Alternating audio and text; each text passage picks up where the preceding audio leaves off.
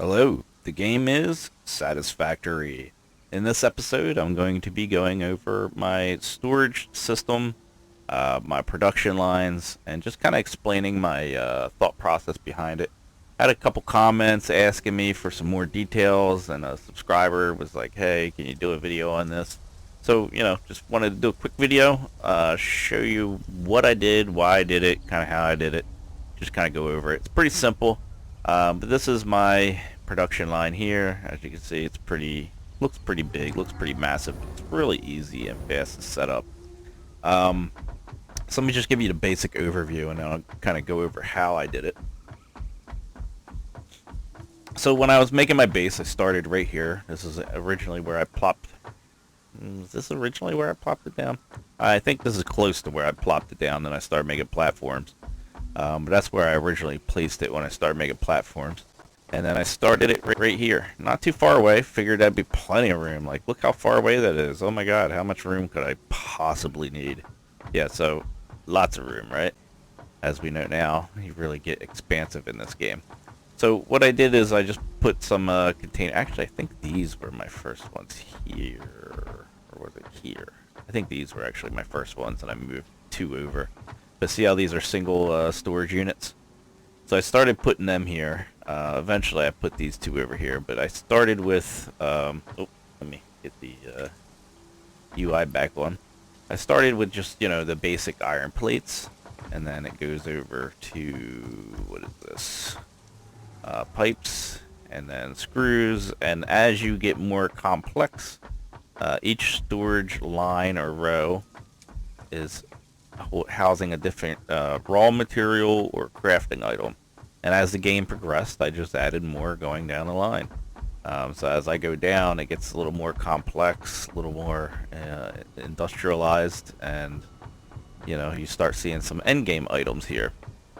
And I have room to expand. I can go all the way down. That's one of the things I like about this. It's highly expandable. And modular, and I'll kind of explain what that means. Let me get in a good spot and I'll show you.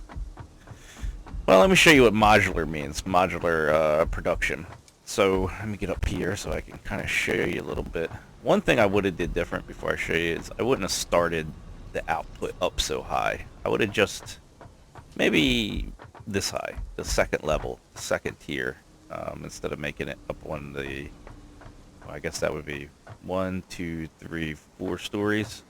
So I would have probably just made it 2 stories high instead of 4 stories high starting.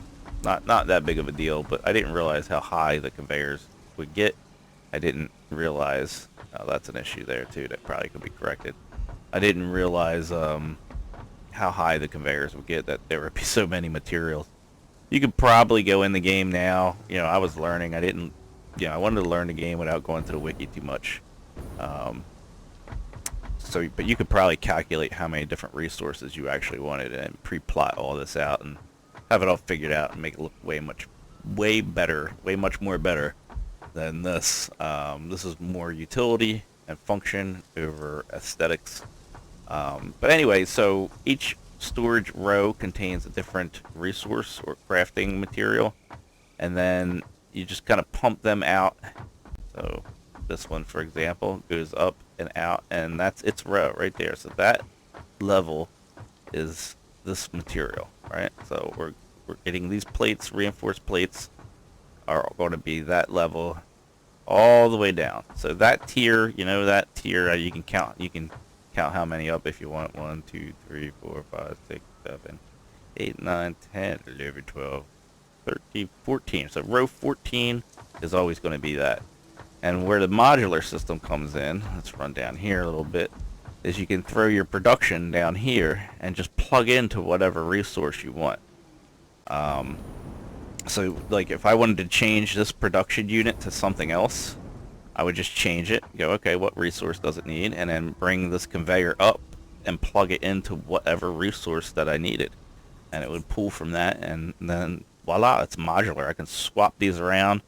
If I wanted to, I have 3 of these working on motors, but I only want 2 working on motors now, and I want to really pump up my, I don't know, cement or something.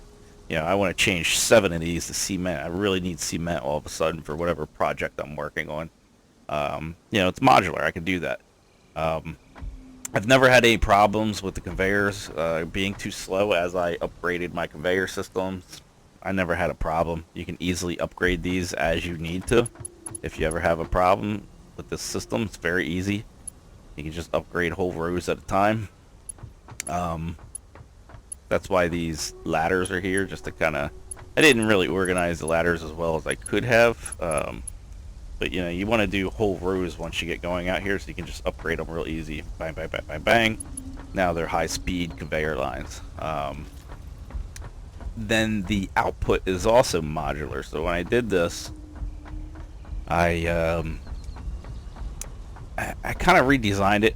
I was coming out, so this runs what, east to west, right? Is the production line. What I originally wanted to do is run east to west with this conveyor line, and I was going to split it and run it south and north, right? So it would come in and it would T-junction out both directions, and I could put production lines over this way, running along there and running along there. Why I stopped doing that before I got really invested into that was because where do you put the output from those production lines? A lot of that stuff I wanted to just dump it right back into storage. I was making more advanced items for later. So I wanted to, you know, craft some things like this stuff here. You know, I wanted to make gunpowder and store that for later. So that kind of jammed me up when if I put a gunpowder line over here, then I got, what do I got? Spaghetti noodle mess running conveyors all over the place. So what I decided to do was just kind of run lines this way and make a similar modular system. Now this isn't as flushed out because I'm only putting conveyors on this side as I need them, right? It doesn't have a row. There's a row designated for every item in every storage box, but it doesn't have a conveyor there because I don't need it. I'm not putting anything, I'm not driving any materials to it yet, but it's future-proof. I can drive materials to it anytime I want. Each row is just like the front is aligned to a storage container. So if you run all the way down, you'll see it's kind of the same similar system. As you get down and you see the conveyor lines start flushing out a little bit, but it's the same system. It just pumps into the back, so this is where my resources are coming in. You know, my crafting materials, and you can tie in anywhere on the line. You know, if you have multiple pipes coming in, you can plug it in there, plug it in there, plug it in there with a merger, and then it'll all feed into the same storage unit.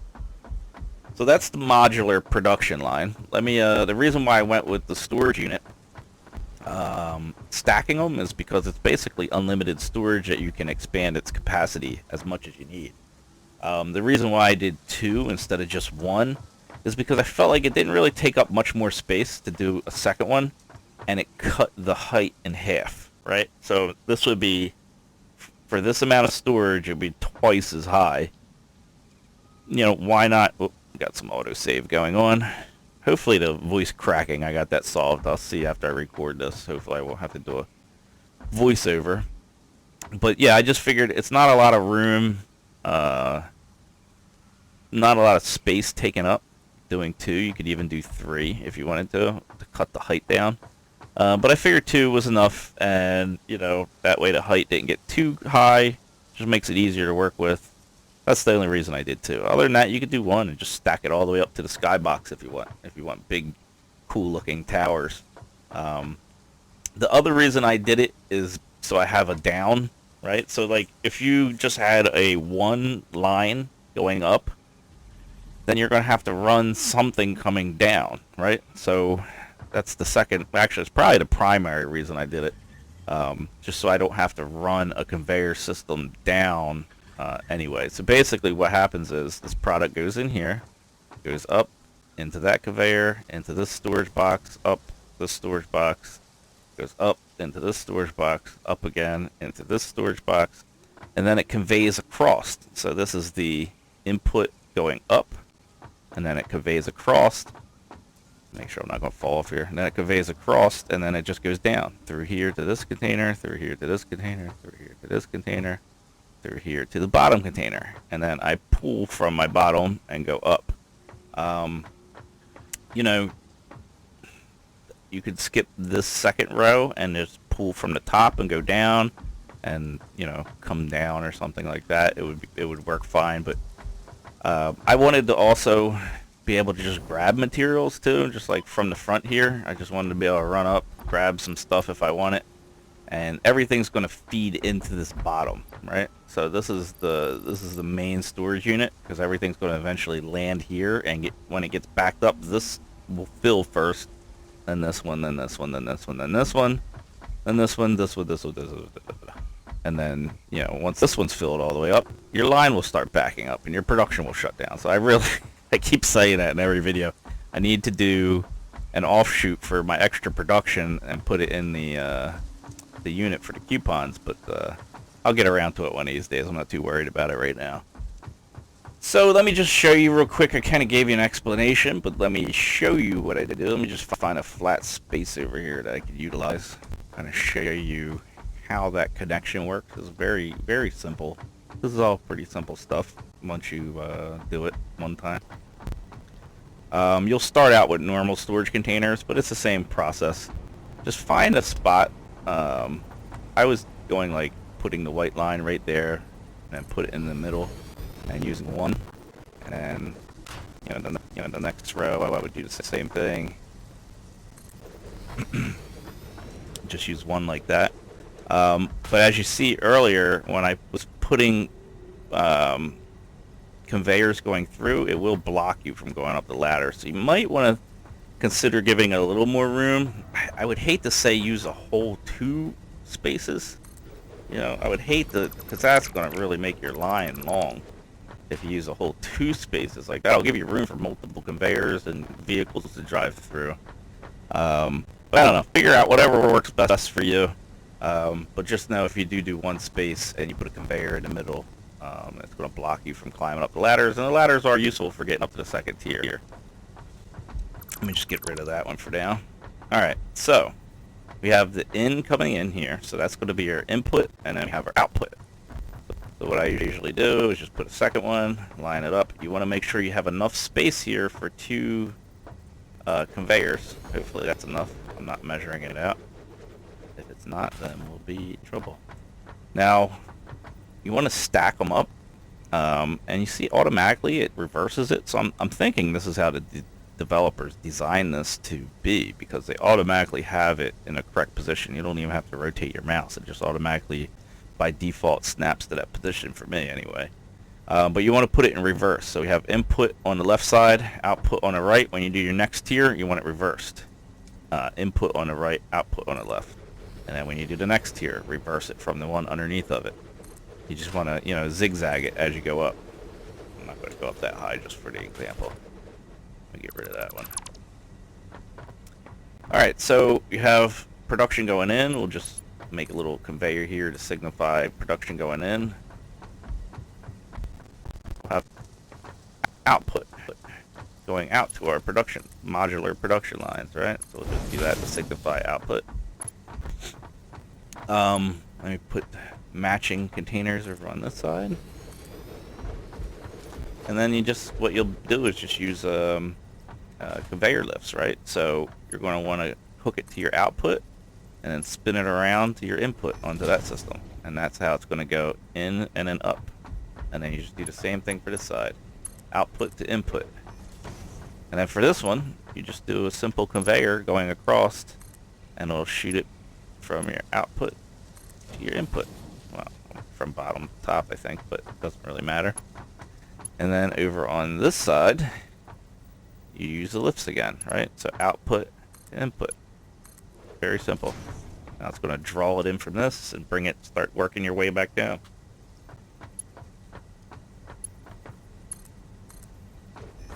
Same thing. And then now everything is going to feed into here, go up, over, and down. And as this fills up, it'll start backing up this way. So this is the same system I used in my nuclear waste video, like when I was showing you where a good location was for nuclear waste.